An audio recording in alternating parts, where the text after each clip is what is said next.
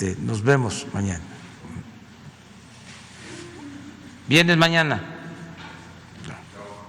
De acuerdo. Sí. Mire, ahí Mañana. estamos viendo todavía a Meme Yamel alzando la mano. Ella estuvo en la conferencia de prensa mañanera. Y bueno, a ver si mañana el presidente nos da la palabra, le da la palabra al equipo de Sin Censura. Termina la intervención del presidente López Obrador con una situación verdaderamente sensible e indignante. ¿Cómo es que cambiaron nuestros salarios mínimos desde los años 80 a la fecha? En 1980, México era el lugar 12 en cuanto a salario mínimo, es decir, salario competitivo. De ahí cayó, hasta estos momentos está en el lugar 82. ¿Cómo ocurrió eso en pues aproximadamente 40 años? Pues yo se lo digo, en ese momento estaba Miguel de la Madrid, después llegó Carlos Salinas de Gortari, después Ernesto Zedillo Ponce de León, después Vicente Fox, después Felipe Calderón y finalmente Enrique Peña Nieto. En pocas palabras, señoras y señores, nos dieron en la madre en ese periodo neoliberal con los salarios. El salario mínimo en México, por mucho que lo han subido, pues no es competitivo, definitivamente, ¿no? Déjeme, se lo voy a poner la última actualización de este salario mínimo. Depende, obviamente, en la frontera o no, pero, por ejemplo, en la zona libre de la frontera norte, serían 185 pesos, y en el resto del país se habla de 123 pesos con 22 centavos, ¿no? Eso es lo que dan a conocer recientemente, que sigue siendo pues una porquería, ¿no? La verdad es que no, vamos, una porquería que ha sido originada así. Es algo a lo que se oponen mucho los empresarios. Hoy teníamos al sector privado y tuvimos al sector privado en la conferencia de prensa mañanera para hablar del acuerdo al que llegaron antes de que den paso a la decisión por la iniciativa para acabar con el outsourcing y para hablar del reparto de utilidades. Y pues plantean en esa conferencia de prensa mañanera los empresarios, con el presidente del Consejo Coordinador Empresarial, que bueno, pues ellos están muy preocupados por sus trabajadores y que nunca harían algo que los afectara. Aquí hay que ser muy honestos. Me refiero a los grandes empresarios. Los microempresarios en México, los pequeños y microempresarios en México siempre son muy conscientes con sus trabajadores y en la mayoría de los casos yo lo he visto, siempre son verdaderamente conscientes de lo que pueden hacer por ellos, les dan seguridad social, todos sus derechos laborales, su reparto de utilidades, sus vacaciones pagadas, su aguinaldo, todo lo que merecen de acuerdo a la ley los trabajadores mexicanos.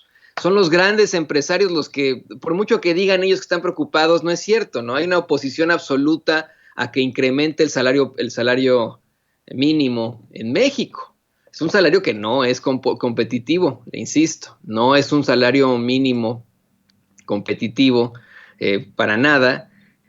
Hablar de pues unos 123 pesos, ¿no? Que ya es muchísimo, una diferencia distinta, una diferencia clara.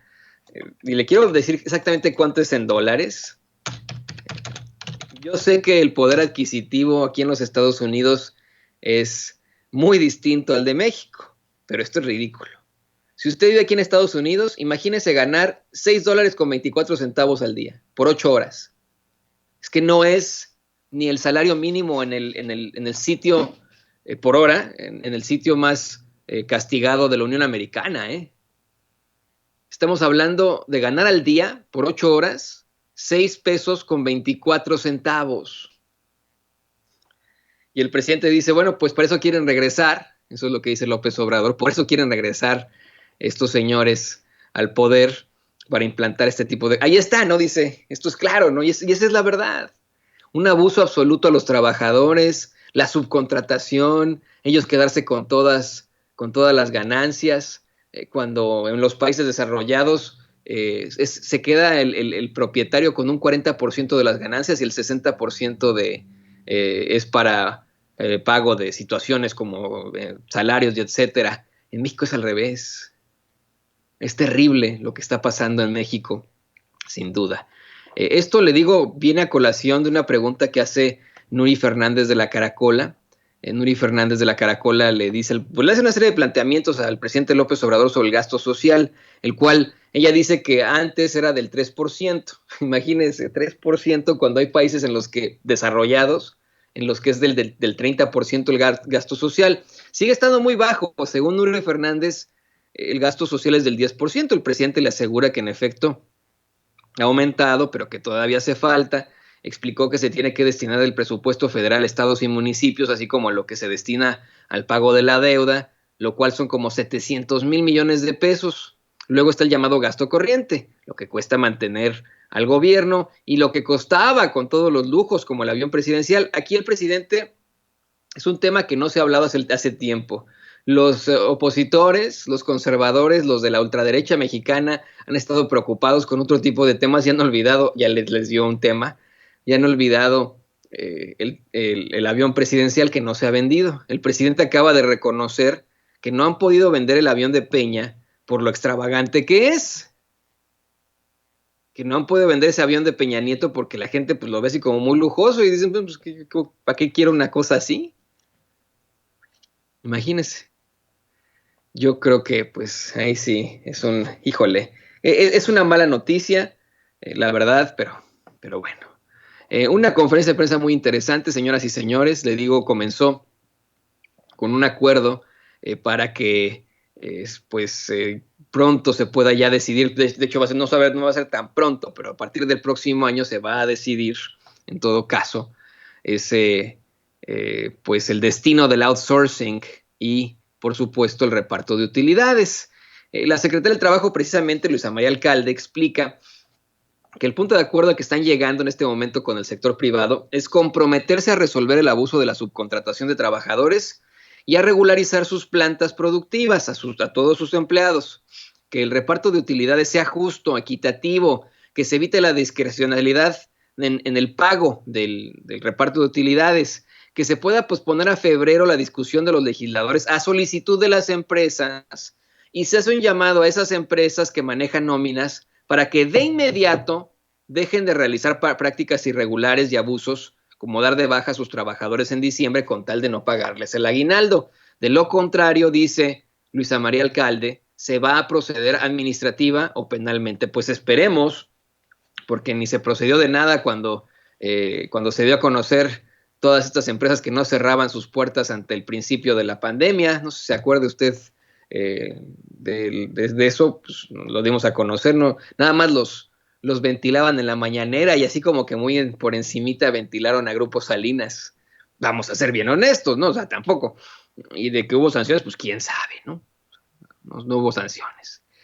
Para esto, bueno, el presidente ya firmó un acuerdo sobre la subcontratación y el reparto de utilidades con estos señores y bueno, pues la discusión tendrá que posponerse hasta febrero del próximo año. Yo creo que es algo que urge, pero hay mucha resistencia. ¿Por qué hay resistencia? Bueno, pues estos cabrones, disculpe usted la palabra y le ofrezco una disculpa si hay niños presentes, tápele los oídos, este es un programa para adultos, pero si hay niños escuchando, pues también es bueno a veces, yo lo digo, ¿no? Y jóvenes, porque hay que darnos cuenta de la realidad. Vamos a insistir en este caso. Es muy, muy importante que lo planteemos y que lo platiquemos. ¿En qué consiste la subcontratación? Es un sistema que terminó de implantarse a finales del sexenio de Felipe Calderón, pero ya existía, utilizando esta figura esta figura fiscal de los trabajadores por honorarios, pues se subcontrata a una gran cantidad de empleados, se les subcontrata mediante una empresa mediante un tercero, que es una empresa que figura como outsourcing y que estaría contratándolos bajo este esquema de trabajadores por honorarios. En ese esquema no tienen que pues pagarles debido a que es lo que pasa muchas veces con nosotros los periodistas, ¿no? Dicen, como ustedes trabajan en varios medios de comunicación, los vamos a poner bajo el régimen de honorarios, ¿no? Y uno dice, bueno, pues, los subcontratan como trabajadores por honorarios, es decir, freelancers, así se les llama, ¿no? De que uno es libre de hacer lo que quiera, por lo cual no se les tiene que pagar, pues, primas vacacionales, no tiene que haber reparto de utilidades, no se les tiene que dar vacaciones pagadas porque son independientes, según esto, imagínese usted, no se les paga aguinaldo, etcétera, etcétera. Pero esto se ocupa en muchas empresas ya, ¿no? Esa es la realidad. Se le dice al empleado, bueno, pues te vamos a subcontratar, no vas a tener seguro social, no vas a tener vacaciones pagadas, te vamos a sobreexplotar, te vamos a pagar muy mal, pero pues es lo que hay. Si no quieres, allá afuera hay otros que quieren tu trabajo. Y pues uno como trabajador se queda, pues ching, ¿cómo voy a mantener a mi familia? ¿Cómo le voy a hacer con mis hijitos? Hijo de la chingada. Da un coraje esto, ¿no? De verdad, que así y los cabrones que contratan dicen, pues, hey, ustedes saben, ¿eh? Ustedes saben lo que van a hacer. Allá afuera hay muchos que quieren tu trabajo. Así dicen, así dicen. Subcontratan a los trabajadores y trabajadoras, los despiden en diciembre y los vuelven a contratar. Esa es la idea, ¿no? Se les despide en diciembre para que no genere antigüedad, porque de todos modos, si tienes ahí a un trabajador bajo el régimen de honorarios y está trabajando ahí por honorarios durante años, pues obviamente genera antigüedad y puede demandar, ¿verdad? Pero no, los despiden sin que el trabajador se dé cuenta, ¿eh? Los despiden en diciembre y los recontratan en enero. Esto con tal de no darles un aguinaldo y que no generen antigüedad. Y tantas situaciones que son irregulares. ¿Por qué hay tanta resistencia del sector privado? ¿Por qué hay tanta resistencia del sector empresarial? ¿Por qué hay tanta resistencia de los políticos panistas? ¿Por qué? Pues ahí está. La realidad, lo que hablábamos del salario mínimo. Es abuso tras abuso. Por eso es que es importante pensar en lo que tuvimos y en lo que podríamos tener. Hoy se está intentando resolver todo este tipo de situaciones. Mire, parece una labor titánica, ¿eh? Enfrentarse a la corrupción, enfrentarse a la violencia extrema en México, enfrentarse a una serie de problemáticas y además de todo, a estas situaciones de abuso laboral. Híjole, pues está cabrón, perdón, pero está cabrón. Y lo importante aquí es que nosotros sigamos exigiendo esa constante y perpetua voluntad de darle a cada quien lo que le corresponde. Es que usted le diga a sus hijos que no permita que lo subcontraten. Duele, es muy difícil conseguir trabajo, especialmente en estos momentos de pandemia, pero hay que exigir nuestros derechos como trabajadores, no hay que permitir que las grandes empresas nos frieguen de tal forma, que no podamos generar antigüedad, que no tengamos ni siquiera seguridad social en caso de que nos enfermemos o que se nos enfermen nuestros hijitos. No es justo, no es justo. México tiene una de las leyes laborales más desarrolladas, primermundistas del planeta. Eso es un hecho. Es tan avanzada nuestra ley laboral que hasta se prohíbe que hayan bares o cantinas en un radio de determinados metros alrededor de la empresa. Esto viene desde la Revolución. Usted se acordará de las tiendas de raya en las que, pues además, endeudaban a sus trabajadores, ¿no? Cosa que pasa en muchas otras empresas, ¿no? Cuando les dan créditos en Electra a los trabajadores, ¿no? Por ejemplo, o créditos en las empresas de telefonía que tienen esas mismas dentro de esas mismas empresas. Entonces, mire, nosotros tenemos que aprovechar de esa ley. En tiempos de Felipe Calderón, al final de su sexenio y durante todo el sexenio de Enrique Peña Nieto, se intentó buscar una serie de estratagemas y reformas que en lugar de ayudar al resto de los mexicanos, pues ayudaba a los que están arriba, a los que siempre son extremadamente ricos y que se volvieron más ricos. Esa es nuestra muy desafortunada realidad. Le quiero contar también que Carlos Pozos, Lord Molécula, pues le pregunta al presidente López Obrador qué opinión le merece que el exconsejero electoral José Woldenberg, quien verdaderamente, Woldenberg no tiene, muy buena fama en México, usted lo sabe perfectamente, él dice, José Woldenberg y otros, que López Obrador gobierna autoritariamente y no entiende los límites del poder. Dice Woldenberg que las mañaneras son un mecanismo de promoción y propaganda del gobierno. No sé si de hecho se pronuncia realmente como Woldenberg, pero bueno, nosotros los mexicanos decimos Woldenberg, ¿no?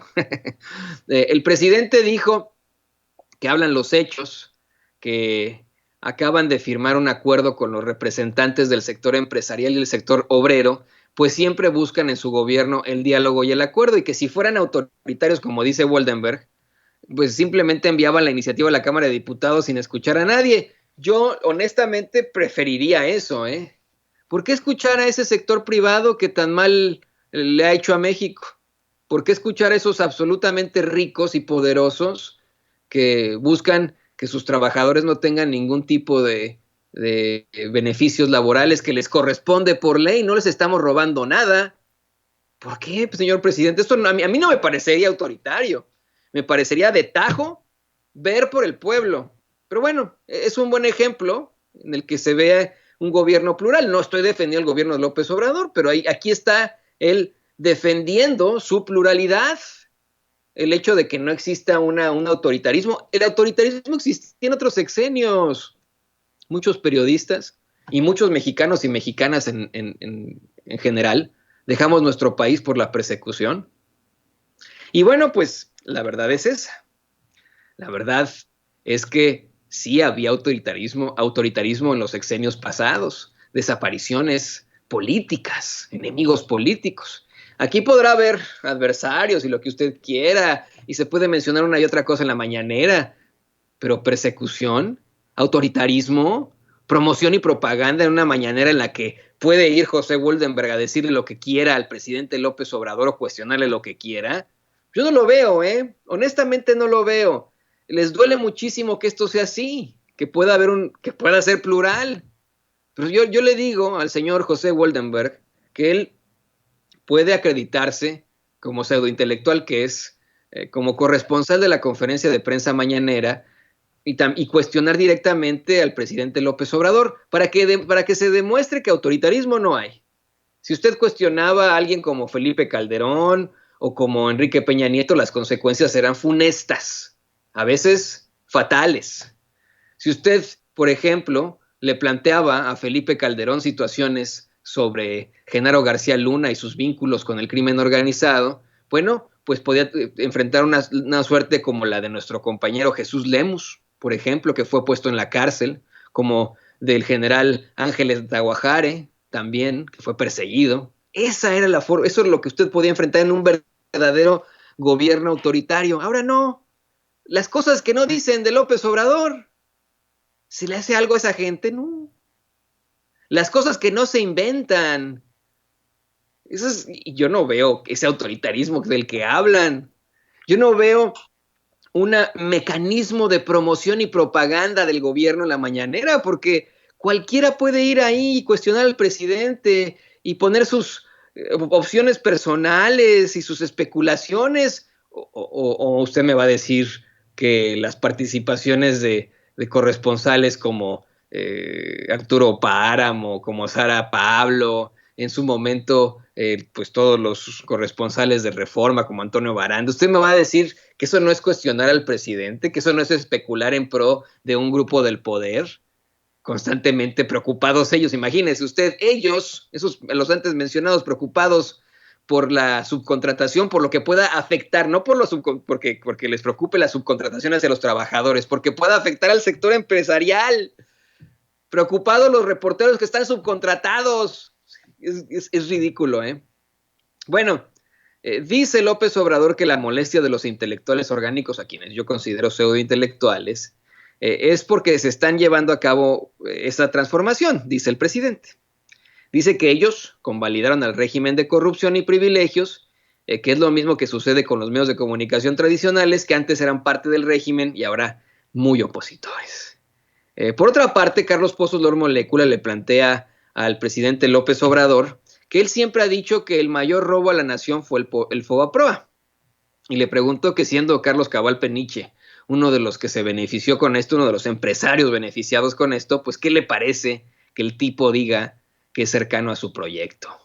El presidente le dijo a Carlos Pozos que no es cercano a su proyecto, que no tiene ninguna relación con su gobierno, que no lo ha visto hace más de 30 años. Imagínense ustedes, eso es lo que dice el presidente López Obrador en la conferencia de prensa mañanera. Después, Carlos Pozos le pregunta al presidente si considera que los gobernadores aliancistas como Alfaro o el Bronco, pues buscan balcanizar a México, ya sabes esto de que se habla de balcanizar a México, o interponer un golpe suave, dando una serie de datos precisamente sobre Alfaro, sobre el Bronco y etcétera, y hablando de cómo es que en la Constitución es claro que los gobiernos de los estados no se pueden aliar, no puede haber este tipo de situaciones, pero bueno.